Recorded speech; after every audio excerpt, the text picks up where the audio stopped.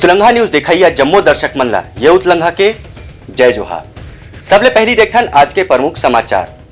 छत्तीसगढ़ के नवा राज्यपाल विश्वभूषण हरिचंदन के अभिभाषण के संग विधानसभा के बजट सत्र आज ले शुरू होगी। मुख्यमंत्री भूपेश बघेल 6 मार्च के बजट पेश करही।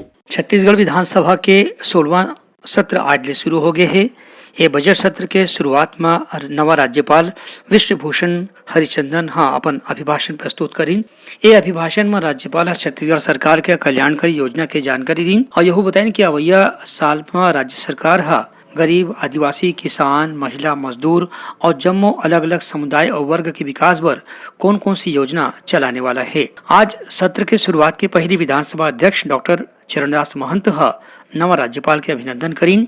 वही नेता प्रतिपक्ष नारायण चंदेल घलो नवा राज्यपाल के स्वागत करीन। ए बेरा में मुख्यमंत्री भूपेश बघेल संग राज्य मंत्रिमंडल के सदस्य मन घलो नवा राज्यपाल के अभिवादन करके उनला शुभकामना दिन। ब्यूरो रिपोर्ट उतलंघा न्यूज। सोर संदेश द बज़ उतलंघा के खबर चारों मुड़ा है नजर। छत्तीसगढ़ी और अंग्रेजी भाषा में खबर पर रहो बेसबर।